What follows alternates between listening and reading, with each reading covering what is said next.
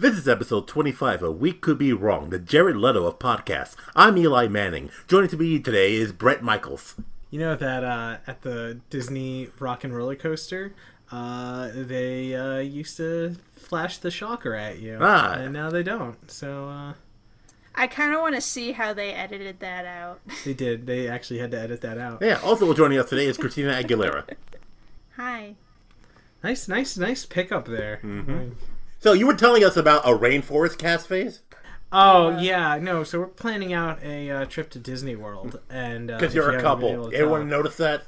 Yeah. They never shut up about that. Christina's sister, who's coming with us, was like, hey, and guys, not me? I really want to go to Rainforest Café. And if you don't know what Rainforest Café is, if you have the privilege, you fucking Rainforest Café not knowing privileged male. That's the weirdest privilege to have. But it's a great privilege to have. You white. It is like you white privileged. Guilt. White guilt. Weak. Rainforest Cafe not knowing person. Well, Zeke is absorb. You don't have to be so mean. Basically, if you could bottle the essence of white people, it would smell like Rainforest Cafe. Yes, delicious white people. I pour it over my $100 ice cubes. You walk in, you get this whole lecture about how they're trying to conserve American or rainforests all across the world. You're told about how like did they give you like an ass cob to put around your shoulders? No. Trust me, the beat's about to drop. And then like, we need to conserve stuff and save animals. By the way, try our Hawaiian Slammin' Chicken Dippers. And it's just like, okay. It's basically a Chili's with an animatronic tiger going right into your ears for like 35 minutes. Don't forget the gorillas, Bret. Oh yeah, and then the gorillas just stand off to the side, dead faced, and then their arms wave back and forth, and they have a microphone in them that just goes brum, brum, brum, brum, brum, brum, like they're like pounding their chest. It sounds like a Chuck E. Cheese's that thinks it's too good to be a Chuck E. Cheese's. Yeah, no, yeah, it's like a country chicken, what's it, Country Bear Jamboree or whatever. Mm-hmm. The Showbiz Pizza Bear. Mm-hmm. It's like that. If the Showbear Pizza Bear went to Showbiz Pizza Bear, if he went to college for like half a semester and got really involved in the rainforest conservation effort, but then also like, was like, oh, but I also got to make money on the side. So. That's a really, really esoteric reference you make. Yeah, but it's fucking Disney World where like you can get all these really cool experience meals. Like we reserved Be Our Guest, which is in Belle's Castle from I don't even know if it's Belle's Castle. Well, it's the Beast's Castle then, I guess. Thanks fucking well actually. No, I mean like it's kind of I thought it was like a little castle that's just like a little tiny Christina, every day we move farther away from God, okay? I thought it was a little tiny thing that you put into your pocket, and then Bret's like, and we are dying, Christina. You can actually get the gray stuff from the movie, which I didn't remember until I was like, why does everyone keep saying Did you actually about this? watch a video the of gray stuff? I watched a video on the service there because you sell. We're going in the afternoon, which means we're getting. I thought you did you actually watch a video of that part of the movie? No, I haven't. Do the plates and cups sing? No. Well, really. what are you spending money on? You can get a teacup that looks like Chip. But it doesn't have Chip's face on it for some reason. It doesn't have Chip's face or his purple. But why would you want a cup with a chip on it? But that seems like a shitty cup. Well, it's kind of easy to put chips in cups. Mm-hmm. I work at a real. Are they like potato chips put into a cup? Here's the thing about the chip cup. You don't really want to eat it. Over where his face should be is Belle's body, and I mean, let's be honest, that's where every kid wants their face.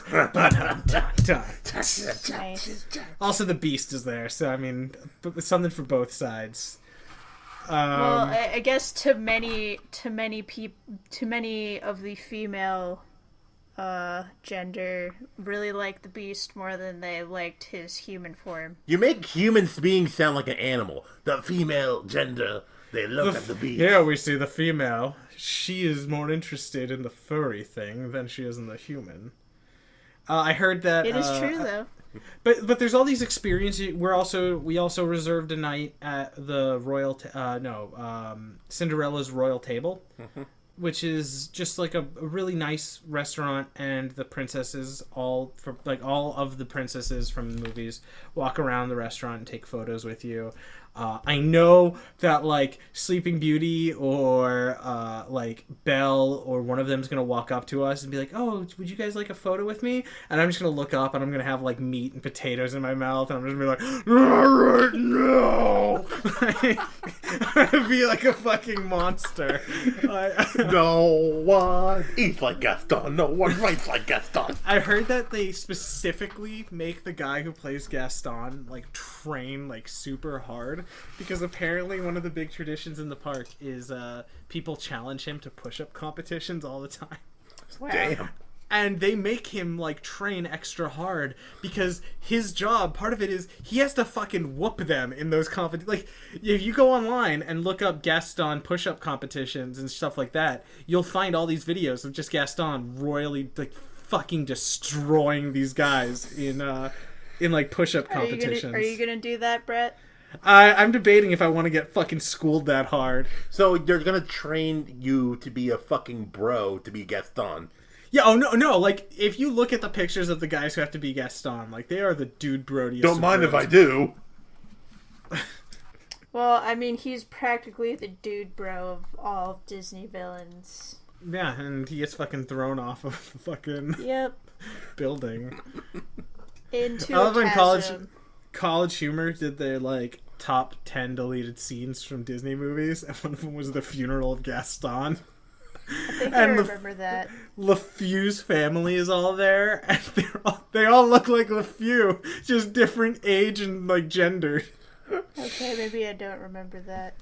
My favorite was LeFew's mother still has, like, the 5 o'clock shadow and everything. No one dies like Gaston. No one falls like Gaston. No one gets impaled on rocks like Gaston. I'm going to cut that so that it sound like it came sooner, because comedy's all about timing. Yeah, Bret. You want to know what comedy's really all about? So, like, there's all these experiences that you can do in the park. And her sister wants to go to the Rainforest Café. And it's like... Well, it's her magical day, so she gets to do whatever she wants. Me and Christina are going to this casino in a few months. And we have a friend who's going with us. And we're like, oh, there's all these really cool, fancy restaurants. I think Bobby Flay owns a restaurant. Like, I mean, Bobby Flay is kind of like celebrity chefs are kind of a hackney kind of thing. But, you know, like, there's all these really cool chefs showing up. Or all these really cool restaurants at this place. And this friend we're going with is like... Let me guess. Does it have anything to do with Guy Fieri? No. Not that bad. He's like, yeah, we could go to the Rocking Century Bistro or something like that. He's like, or there's a Hard Rock Cafe. Why don't we go there? Doesn't he go there all the time, though? He specifically drives. This is a casino. Really, it's like one of the biggest casinos in the world. It's near me. Mm-hmm. Mm-hmm. Wow. Because unlike like casinos in like Reno, I guess they Las have Vegas. they have to be everything. They like these casinos in Connecticut. They have to be basically like their own Disney World of depression. Like they don't. I described our podcast the very same way. It's a Disney World of depression. Disney World of depression. So it's just like he drives to this fucking casino that's like an hour away from my house to fucking go to the Hard Rock Cafe once a month. That's dedication. It's tradition. It's family tradition. It's dedication to being the whitest possible version of yourself that you can be. Well, I mean, he likes plain burger and plain fries. So... Oh, he gets mad at us when we make that joke to servers. Because he'll be like, can I get a burger? But, just nothing on it. At this point, I think he expects it, but he doesn't want to expect it. Oh, yeah. Can I have a burger without any of that ethnic seasoning on it? No, that's what I told Christina's sister, where I was like, if we go to Rainforest Café, I'm just going to, like, open up the menu. And I was like, what do you prefer here on this menu? And I do have one dietary restriction. I don't enjoy food that the Negroes, Mike. I was gonna be like Whitey McWhitington if we went to Rain. I was so mad. I was so mad about the Rain, and it's why I'm sad. God, Bret. I can't keep making the Rainforest Café jokes. I was so upset. Taco Bell, no quiero. I would like to eat an American Well, establishment. technically that's true because he doesn't like Mexican food, so... Almost as much as I don't like Mexican. I shall now adjourn to my favorite ice cream shop that makes the purest of malted milkshakes. Quickly, driver, to the McDonald's. I would like a vanilla and no other flavor. Sprinkles, do I want the gays in me? Well, we're going to stay at this hotel, and I love that the only reason we're staying at this hotel is because it has free breakfast. Well, and then her friend has a discount. I mean, we could have stayed at Art of Animation. Free breakfast made with the finest things that are not croissants. Christina, don't you want to stay at Art of Animation? No, I'm good. I do actually. Next time we go, I want to stay at one of the actual resorts inside. But whatever. I want to stay in a Rainforest Cafe.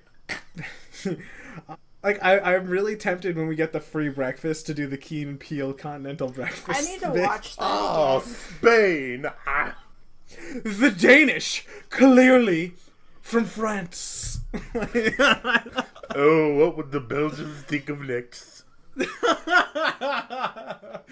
Oh my god, I love that. I love the end where it's just like, sir, you've been here all along, and he just looks.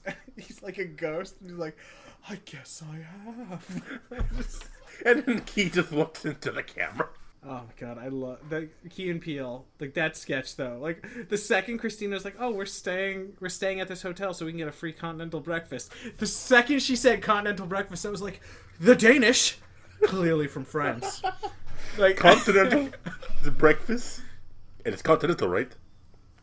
I just like a feast for the eyes and senses from wonders of all over the world. And he's just like sniffing a bagel. Yogurt flowing from the rivers of Greece. Oh my god, the yogurt. Oh man, I love that bit. That's one of my favorite bits they ever did. That and the vampire bit, but I think everyone knew the vampire bit for a while. I kind of like the soccer bit too. What's the soccer bit? He just keeps he got. Oh, is it when he got like tripped and then he started dying and then he died and. And then he goes to heaven, and then they say he's not getting a penalty, so he comes back to life. Yeah. Oh wow! It's a shame to kill all those people. This is basically soccer. Did you see Keanu?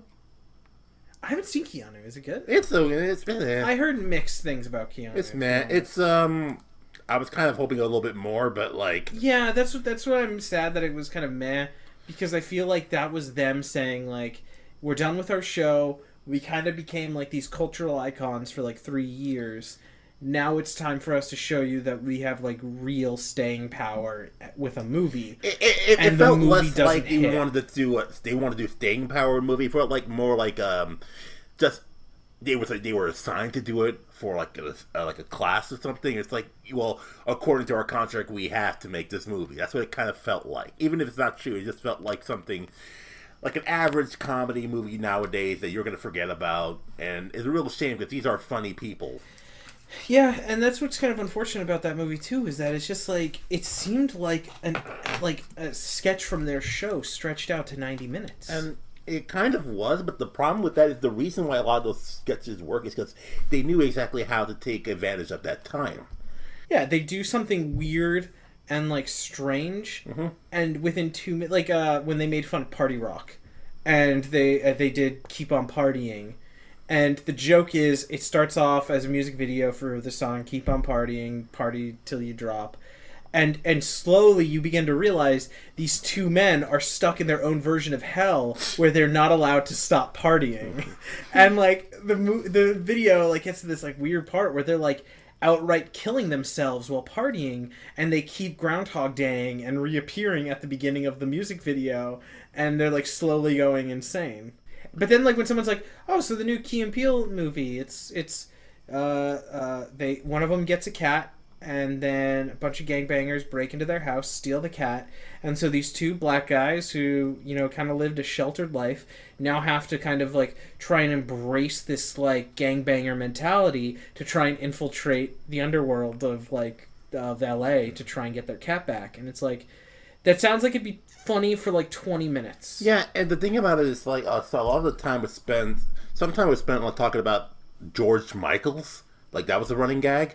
Like, oh, one of the guys likes George Michaels, and that's the opposite of gangster. And I was like, okay.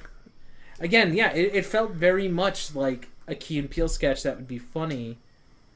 Mm-hmm. And it'd be funny because it didn't go on for too long. I think one of the issues with modern comedy now is that it's someone told a joke, like one comedian writer like made a joke, like, oh man, what if like a guy had to steal the Eiffel Tower and he did it by pretending to be like a construction worker and stealing it piece by piece, and this funny joke that might work as like a 10-minute bit is like, let's turn that into an hour-long movie. And I feel like that's why places like Vine. Like, you see a lot of funny things on Vine. Vine is... I think Vine... I know a lot of people online bitch about that, but, like, I feel like Vine is a spectacular kind of place for that kind of stuff, because it's, like, there's such a great...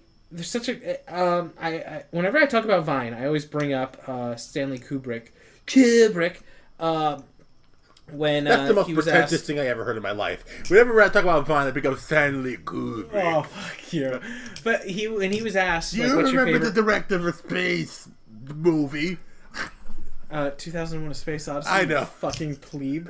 That's what it was doing. When he was once asked, like, what's your favorite movie of all time, and he was like, oh, this one Yahoo chocolate drink commercial.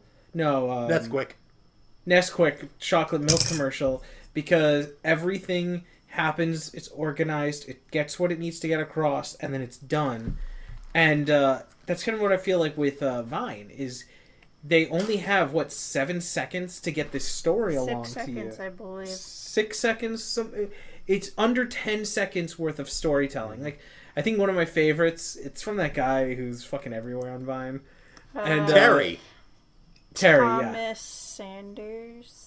I think maybe. Is he the really, really nice musical singing guy? Yeah. Yes. Oh, I know him.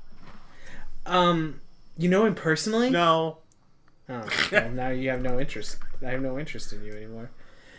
He's my best friend.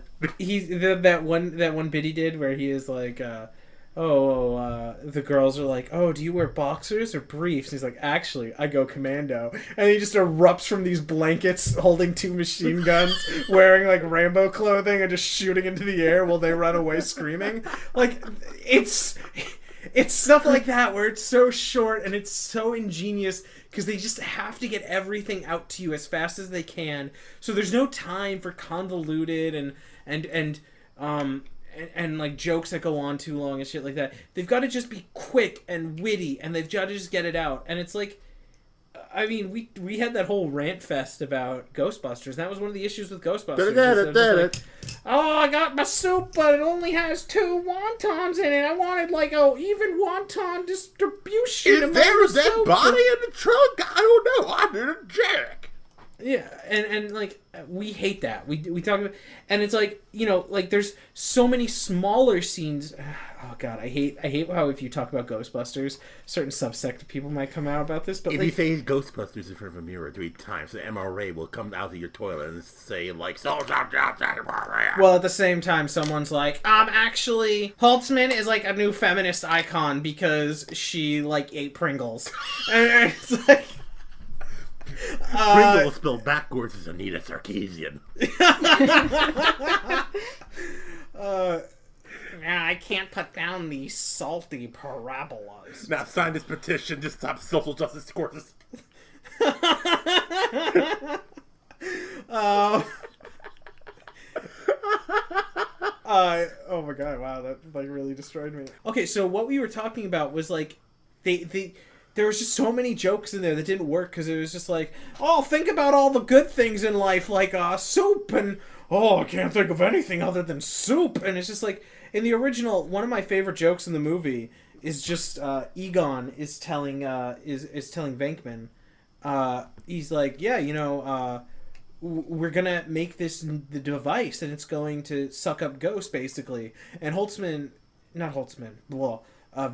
is like, holy shit, you can make a device that sucks up ghosts? That's ingenious. You know, Egon, you are always my favorite. Don't let Ray tell you any differently. Because of that, here you go, buddy. And he slowly like reveals a crunch bar and like starts to pass it to Egon, and Egon reaches out for it, and then Venkman just pulls it away. He's like, here you go, buddy. And he hands it to him, and like the look of joy on Egon's face, like of getting this crunch bar, it's one of my favorite scenes.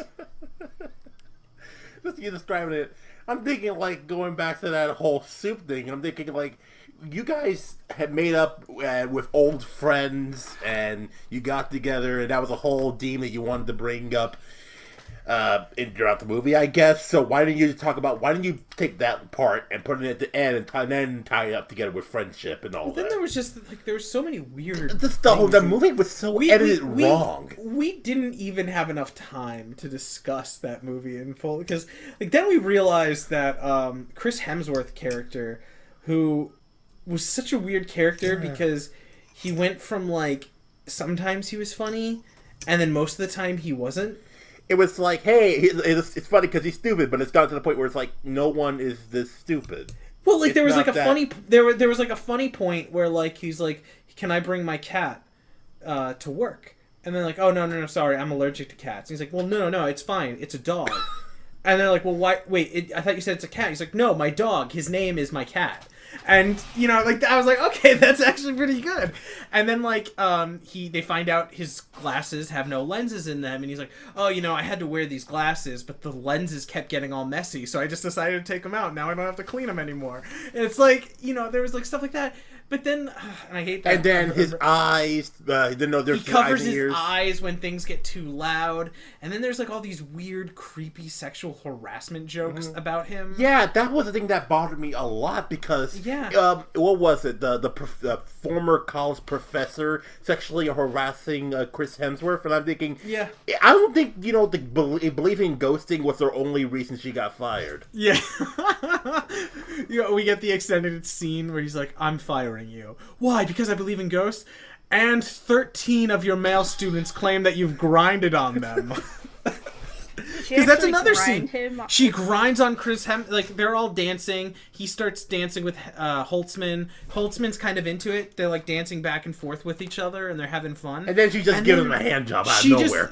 She just starts running up and grinding against his ass, and he's like, oh, okay, we're good here. And he tries to move away, and she just keeps following him, and like they have to like yell at her to stop, and it's like, this would be really fucked up if it was a woman with a man. Like everyone likes to joke about how, and it's true. This is a real fucked up plot continuity thing, where Venkman goes to dinner with Sigourney Weaver's character in the first movie. It's their first date, and he gets there, and she's possessed by a ghost, and he has a tranquilizer on her that he just uses to knock her out when she starts using ghost powers, and everyone's like, revenge of the nerds.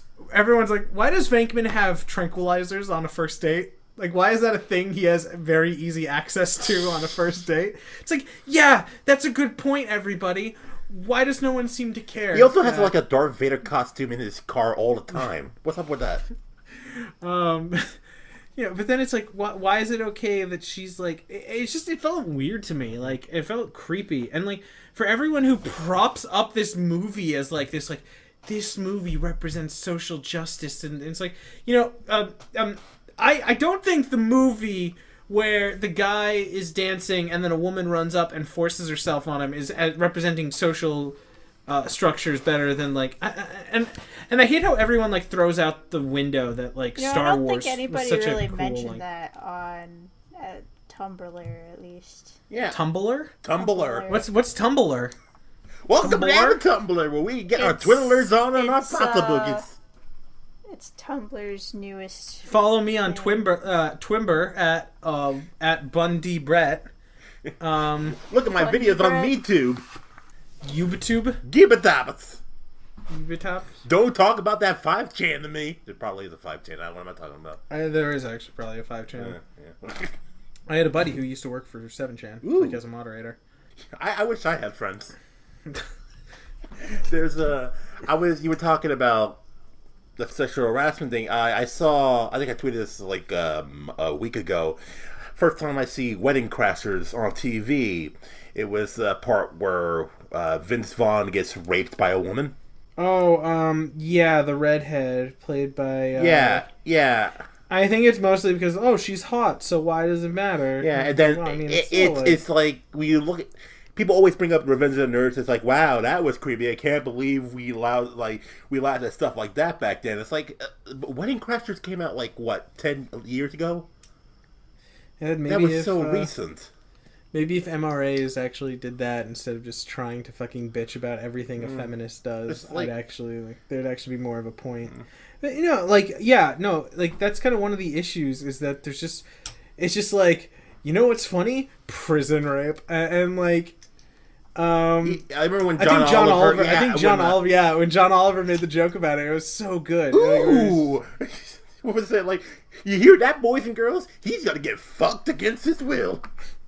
Or was it Colbert who made the joke where it was lawmakers were like, well, it's so expensive to try and prevent rape. And then Colbert's like, yeah, that's why, when you get into prison on your first night and some big guy holds you down and as he's pulling down your pants, he whispers into your ear, this is really financially unacceptable, or this is really financially difficult to prevent. Blah. Can I do a retake and you just... Nah, I'm gonna cut that out. Ready? Take two. Yeah. Action. Some big guy holds you down and just says, whispers into your ear, this is really hard financially to prevent. Okay, this time with a French accent. Go. Amelie Padme, how about I take you behind the attic and we both fuck in the back? And that's why prison rape jokes are not funny. Yeah. So you wanted to talk about season 3, is it? Is it 3 or is it season 2? It's season 3. Season 3 of Bojack Horseman. Yeah, season 3 of Bojack Horseman. Holy shit. Which I still haven't watched. So. You haven't watched the first season. Yeah, I know. Okay, let's get a quick synopsis. So just for her. Bojack Horseman is a famous celebrity of a former 90s show. Oh, and I think I know that, yeah. And he stays at home with his best friend, Jesse, and they both make crystal meth together. I know they've never outright said it, because there'd probably be some legal issues, but Bojack is clearly inspired by Bob Saget. Yeah. I kind of get that vibe.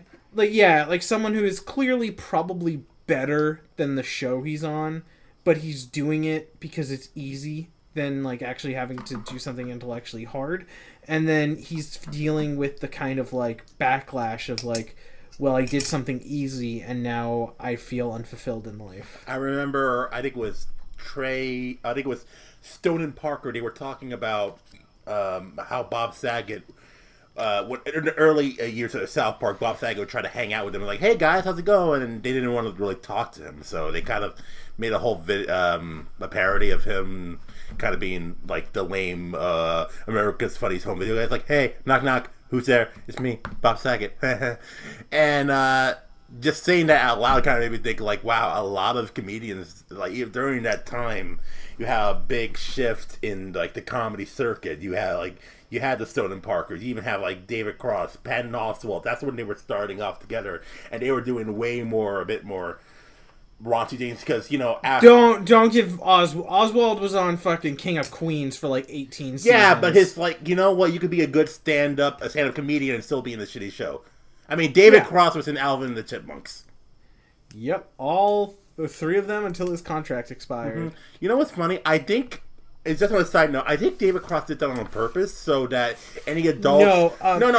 Here's my theory. Any adults who go oh, David Cross. Theory? Yeah, he's my. It's call it a theory. It's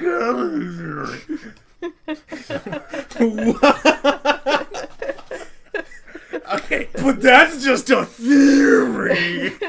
I start vomiting profusely.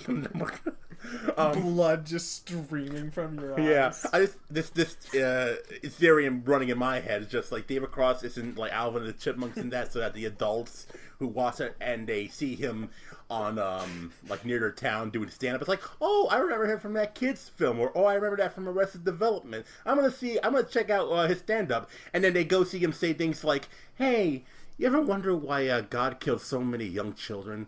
I think it's to fulfill the requirements for the 72 virgins. Thing. Well, thanks for interrupting my joke, Christina. Yeah, sorry. Christina. Wow, way to be me. Yeah. You know, you're rubbing off on me too much, Bret. My theory... I usually am rubbing off on you quite a bit. My theory is that Sans is named Sans because he's sans skin. I stole that joke. My theory is that Undertale, it means the sequel to another game that was never made called Overtale. You know what I hate? When someone makes such a great joke and you realize if you try to replicate that joke, you're just going to end up stealing it no matter how hard you try to... Because I was writing a video, and I forget what the video was, but at one point I made fun of theory videos, and I was like, fuck, if I do this, I'm just gonna fucking rip off H-Bomber Guy's Game Theorist parody. Oh my god, if you haven't seen that, go watch his video on Undertale. He has, like, the best Game Theorist parody I've ever heard. No, I was saying, like, Bob Saget, he didn't get a lot of respect with the current changing market because he felt too family friendly, and he wanted to go like, hey, no, I can do that, but it's way... It's like he got typecasted in a way. Mm-hmm. Yeah, and I mean... Bill Hicks changed everything. Yeah, I mean, it was that he needed a job because it was the 90s and he wanted money, and then it wasn't who he was. And that's kind of what... I know, again, yeah, they've never said outright Bojack is supposed to be... but it's kind of... I don't even think it's like... necessarily a parody of just Bob Saget. I feel like it's just any up-and-coming comedian during that time. And if I could just say this...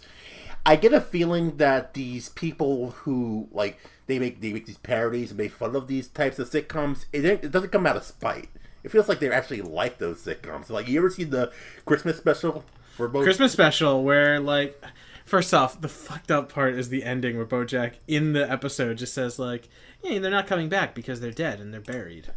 You know, when you see that sort of parody, it feels like what a lot of people don't get about parody is that Mel Brooks quote, "If you order the parody something, you have to love it." Yeah, it honestly feels like these people, they actually love how cheesy these sitcoms were, and they and if you hate something and you try to parody it, it comes out, it's so shallow. It's like that's where you get the like epic how, movies and stuff. It's kind of like how South Park comes off sometimes.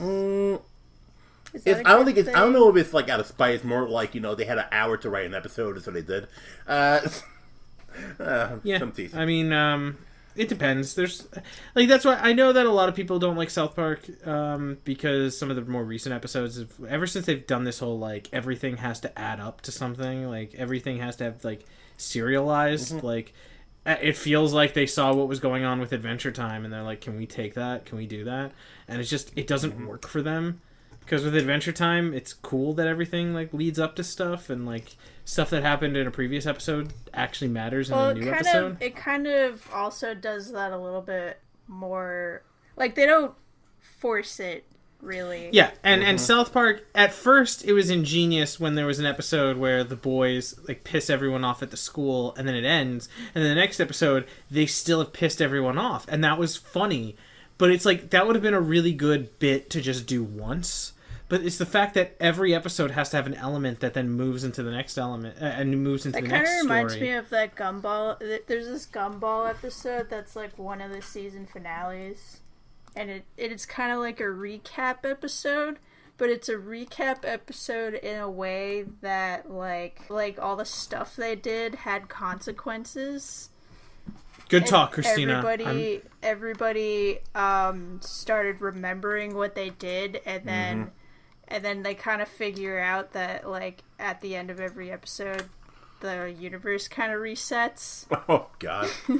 So, Eli, when you're editing this, can you put that at, like, ×4 speed so it sounds like a normal person said that? Wow, Bret. Well, I usually do that anyway, so. Wow. I'm sorry, Christina. Don't be mean to me. What was I talking about? The problem with, I don't even have a problem with that format, with the way that South Park does it. It's just more like what they put into that format. It depends. But here's the thing that South Park, I really can't talk about like South Park with some of my friends. Cause I feel like if I mention, hey, I wasn't really feeling that, the immediate response is going to be, are you offended? Yeah, so offended. That's the issue with South Park is you can't talk about South Park with people without them having to feel like they have to defend it to like some disgusting degree where it's just like, oh, I didn't like the last episode. Did it hurt your feelings? And it's like, nah, it was a parody of like Inception. I just thought it was dumb. Remember, they stole a joke. They outright stole a joke from somewhere.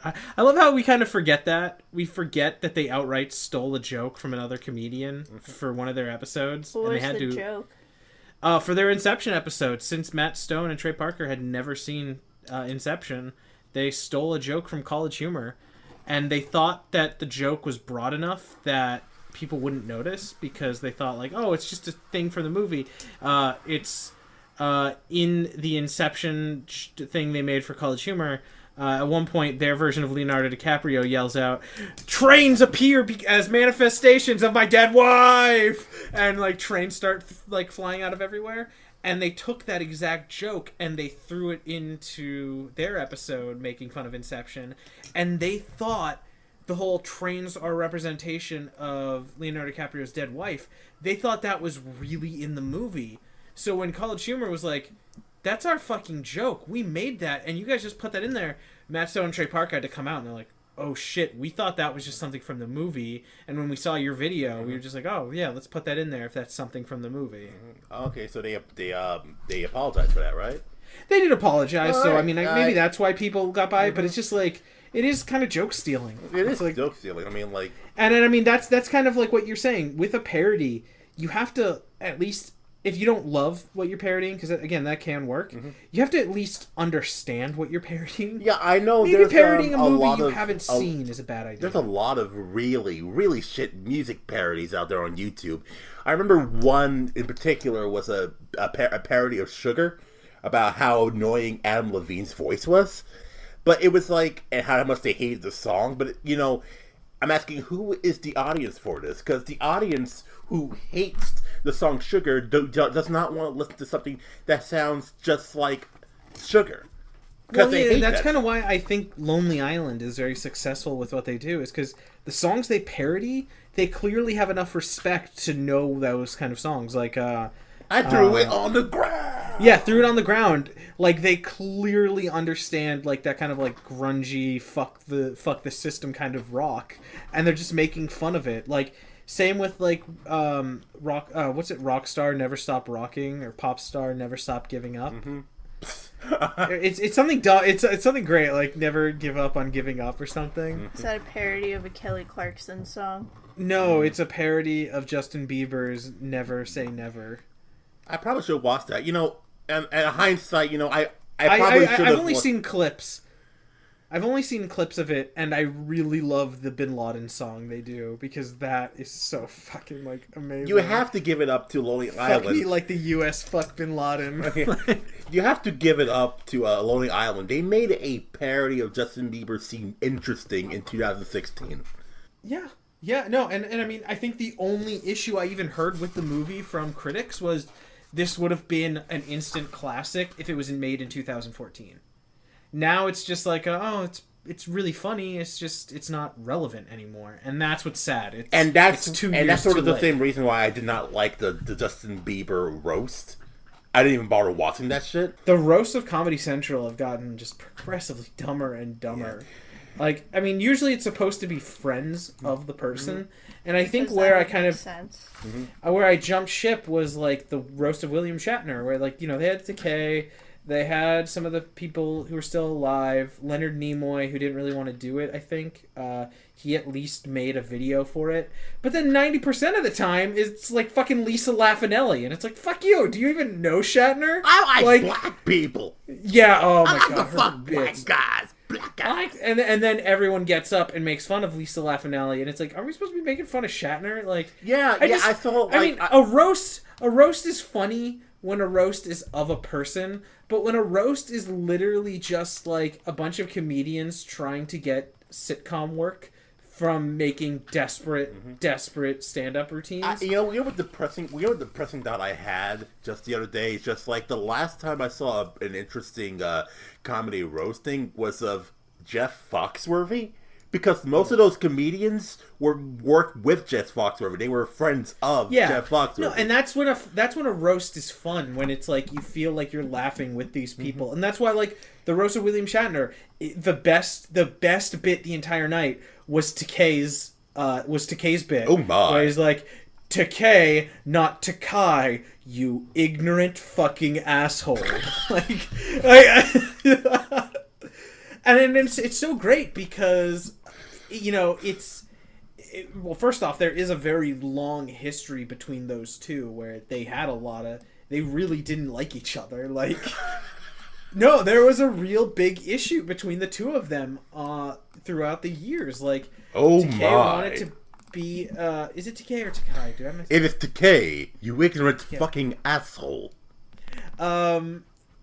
Takei wanted to be captain in one of the movies, like just have it be like, oh, Takei shows up and he's captain of the Enterprise, but fucking Shatner kept going like, I don't really think you should be a captain in one of, and we can't have queers being captains. I think it was more because he was Asian. We can't have Asian queers be captains. And it was just like, from everything I hear, it was just like there was a lot of like, I don't believe Takei invited Shatner to his wedding. Oh. And Shatner got really mad about that. Really? Oh my. Yeah. Yeah, I find those like to not be funny until like someone who gets up there and knows the person is there. Like Rob Lowe got one this year, and it's like, really, Rob Lowe? I was about to say, am I supposed to know who Rob Lowe is? I felt like an asshole because I didn't know who Rob Lowe was. You don't know who Rob Lowe is? I don't give a shit. But you know what's really funny at the roast of Rob Lowe? I heard Ann Coulter got a bunch of jokes said about her. Oh, wow. Like, wow. I saw that. I'm thinking to myself, that's not... It's like people go like, we totally own Ann Coulter. It's like, she went there of her own volition. It's not... the whole point of a roast is that you make fun of someone that you like. And when you're doing that to Ann Coulter, you know, it's like... what? My issue with Ann Coulter is that she's clearly like one of those people. She's doing it for the attention. Mm-hmm. That's kind of how it comes off to me, at least. I don't even think she believes in half the shit she says. She does this to get attention for this idea she does. Like, excuse me for saying, she's like a troll in a way? I mean, there was this really good article on Nero. What's his name? Milo Yiannopoulos? Milo Yiannopoulos. I don't know. Milo. And like people, this woman who was just writing on him, she was like, I have some loose affiliations with him. I've met him a couple of times, and he's honestly like, he plays this up because he knows it's an act, and it's just like, that's what's fucking insane about this shit, is that it's like, people don't do this seriously anymore. It's like, H. Bomber guy made that Angry Game Smasher video recently, and he said he's like, those angry YouTube videos that get that sweet ad revenue flowing, like, it's just like, and that's kind of like, I have an opinion of a game I never played. That's why I hate this, like, I hate this weird perspective I have on it, but it's just like, I'm so like not into like this culture anymore, where it's like people are just getting angry over everything. It's just like, I can't bother. I think it's because we're just to be mad at these up. People who are clearly just want me to be mad. It's just growing up. It's like, I think everyone just immediately is getting angry for literally anything. I think like Jim Sterling had a video about like how nowadays people just got upset because of a report for having a game being delayed for 2 months. And that's what people were being angry over, a 2-month delay, and over what, like, a Final Fantasy game out nonetheless. Well, it was Final Fantasy and No Man's Sky. Yeah, it's that too, and it's just people. He also made another video talking about how people got so hyped up and angry over this game that didn't even come out yet. But either way, it's just the sort of idea. It's like, how is it that people think it's okay to be this angry? How do people justify that sort of like vitriolic anger, the vitriolic feeling towards someone else?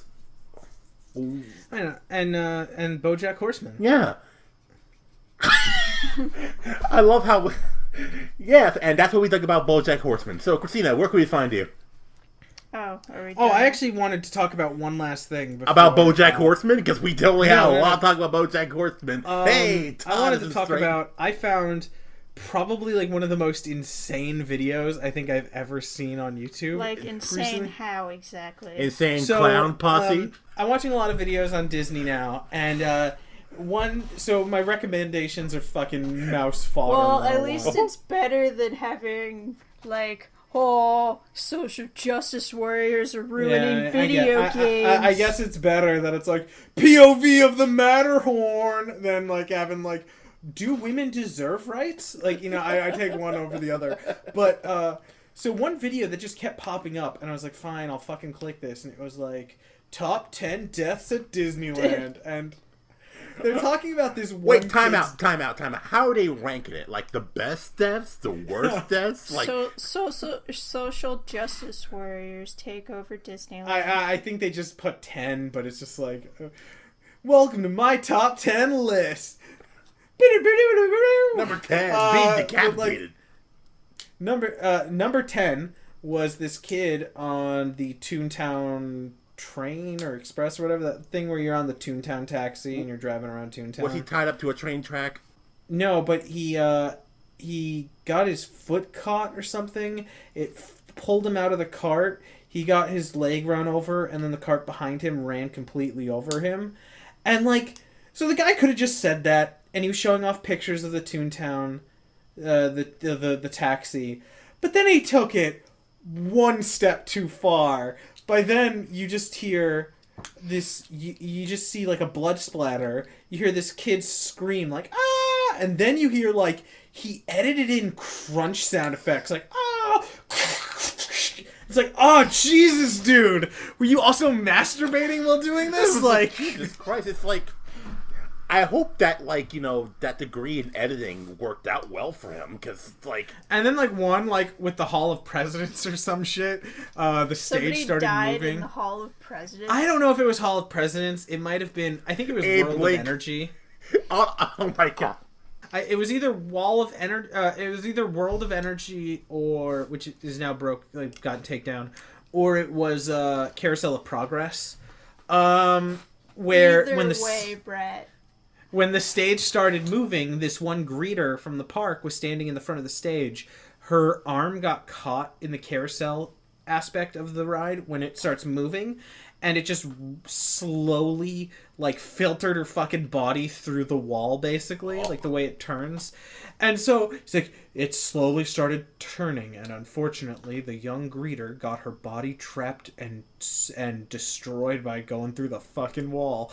And as he's saying this, you just hear a fucking clip of a woman screaming, and then the blood splatter effect on the fucking, like, picture of the fucking Hall of Presidents or whatever. And it's like, the fuck, dude? Calm down. You're here? I need you to come down to here. I think that's the best thing and the worst thing about YouTube is that there's like no filter. There's no one telling There's you. no filter, so you can find a lot of weird stuff that you wouldn't normally find. Like, the scariest thing. It lets videos exist that 10 years ago couldn't have existed. I've been watching POV roller coaster stuff. I've been watching guides on what to do when you're in the park. And then there's a video of graphic deaths within the park. And it's like, I guess you do have to take the bad with the good, I guess, to some degree. Yeah, it's like probably the scariest thing that we have to deal with in the past, like, 10 years or so is the fact that a upload button is accessible to almost everyone. Well, I mean, I once had a teacher I was friends with, and he was like, the coolest part about YouTube is everyone gets their own TV channel. The bad part about YouTube is everyone gets their own TV channel. And it's like, yeah, that's essentially it. I know there were people complaining, these basic jerks, like, they complain, like, how come... Just say basic bitches. Yeah, basic bitches. Like, they complain... Basic bitches. They're complaining about, like, why is it that, like, these smart people aren't getting popular, but these, like, easy, accessible channels are getting the most popular? It's like, well, because most people are stupid. Yeah. No, that's the kind of elitist thing to say, but most people are stupid.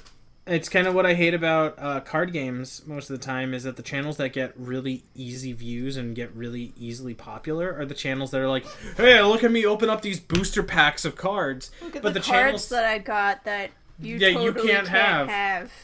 But then, like, the channels that are like, hey, I want to sit down, I want to talk about the current state of the game, I want to talk about ideas, I want to talk about cool decks to build. Those channels don't get as easy of a following, and that's one thing I hate about YouTube sometimes, is the McDonald's content gets eaten way more than the fucking, like, steakhouse premiere ribeye. You know what's interesting? And they both cost the same. Yeah. They both cost the same. I was at a poetry reading a couple months ago for D. Nurxes, pretty famous poet based in Brooklyn. I asked him in regards to, like, why is it that a lot of poets, they tend to write about depression or suffer from depression, and the way he puts it is that, like, a lot of people, like, not who aren't poets or whoever, most people, they don't think about what makes them happy or what makes them sad. They just go throughout most of their day. They may not even know if they had depression or not. They just go up like, okay, I have got back to work and I'm doing this and that. Where, like, the artists, or if they actually look into themselves, they have that introspection and they wonder where these feelings come from.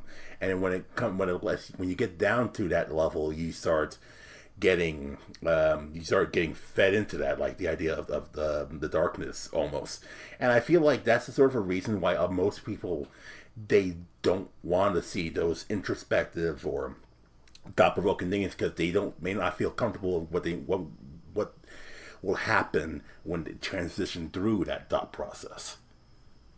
Because it's easier just to see someone go like, it's just a game theory, than just to actually have a discussion about, like, where a lot of this anger comes from with It actually makes me I'll say it here because no one will watch here. I started writing up a topic about the new Fire Emblem and why I hate the first campaign I played of it, and I thought it was fucking trash. And my thing was, I was like, there was no face rubbing. There is actually. Face rubbing is still, as much as they say that, the face rubbing is still in the game. Like, that, they didn't completely take it out. They just took out most of it. Video games are saved. Most of it, Bret. The first campaign is so bad, and I was so bored and annoyed by it.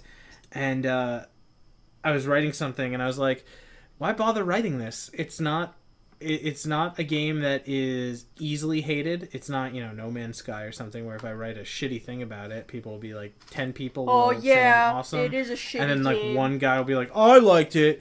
It's a game that is kind of universally loved for some reason. And you're right. I should probably try and put out the real thing, or put it out, because, man, it was, it does suck, because you just think, like, why should I bother making this? Like, it's it makes you question your role in the universe. Well, no, it's that what Eli said, where it's like, it's so much easier to be like, hey guys, I'm gonna open up a booster pack of fucking cards and then charge you guys $38 to buy them off of me on my Trade Binder channel, than it is to sit down and say, I got them for us. Us. Wizards of the Coast is implementing social justice policies 2016. Check your mail. Like, Also, I found this cool website that you can get cool CSGO. It's so much easier to pump that content out because it's McDonald's food. And it's like, and Christina, you actually said something really ingenious, and I never thought of it. On the internet, McDonald's food and steak of entertainment, all fucking free. Why are people always eating the fucking McDonald's? Convenient. Like, it's not even like a class thing. It's not a class thing. It's not a... It is literally like, oh, I'm gonna fucking open up 85 booster packs versus some guy like, hey, I want to talk about the current state of the game and what I think would be cool ideas to try and make new decks that are accessible. And again, to I think all... it's just people. Some people just don't want to think about stuff. I think one or thing to also they watch YouTube videos to kind of just pass time. I think one thing to also remember is like, and that's a good reason as to why people should do more of those introspective videos, is that the people who like those videos are going to be the most interesting ones to keep around. You know what I mean? It's like, it's easy to take up the easy stuff, but you're going to get a lot more of the people who are just easy to impress and just reactionaries all the time. Can I read off the first? But like, hold on. Just like when you make a video, when you make anything that puts a lot more thought to it, you actually introduce a lot of people who do like that kind of stuff, and you may be inspired some more people, but you're going to get a lot of interesting feedback from people who actually put the thought process into what you're talking about, and that is worth it. That is worth it, because the internet is always full of people. You will never feel alone in a thought process. You're always going to feel someone who connects with you, and that one person is going to matter a lot more than 100 people who just want to eat up anything. So, can I read off? Well, let's let Bret talk. Let's let Bret talk. Okay. Can I just read? Well, Christina, you go. 'Cause I want to segment this into ending. I'm just saying that kind of reminds me of, and you're gonna think that I'm a dork for mentioning this, Bret. We're gonna think you're a dork now. That kind of reminds me of this guy who does lore videos for the Soul series. It's just like he built this little kind of. He started this thing that was just analyzing the lore of different Souls games. He started with Bloodborne, now he's going on with... Yeah, and didn't he once say, like, he's like, I could make so many more viewers if I just put out Let's Plays? I feel like he said that in one of his videos. He joked, I'd have triple my viewers if this was just a Let's Play. Well, you could probably make more viewers if you just jerked off on camera. But, like, he started off... He started off with Dark Souls 2, but he started off by jerking off on camera. Nobody really watched it. And he kind of just built this community of people who are genuinely interested in trying to figure out the story behind these games. And he tries to make it like a positive atmosphere, even though he does get the occasional comments of like, oh, you're social justice warrior, blah, blah, blah. To which he responds to those in, like, the most... serene, like, kind of way? Yeah. Guy puts me to sleep. Christina showed me this guy's videos. I have fallen asleep during every time she's shown me this guy's videos. It's just like, it just gets like, hey guys, today we're going to be going through the Grand Cathedral. We're going to fight this boss, and I'm going to start talking... I'm just like, I'm dead. So can I read off to you guys, the first paragraph of my video? It's really introspective. It really like examines some of the ideas inside this game I was playing recently. Wow.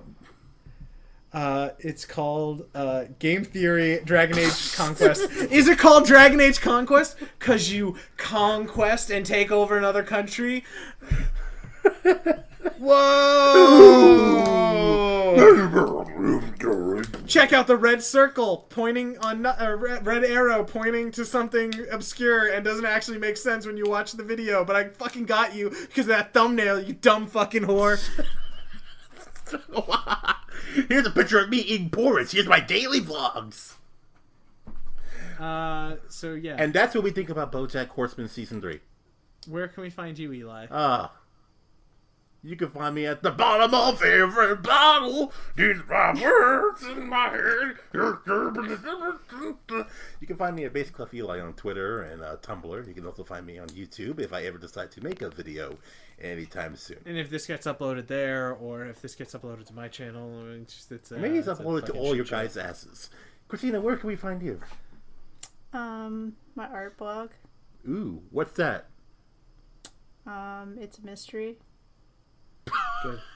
Good talk. Just keep typing and you'll find it eventually. Bret, where can we find you? Timing.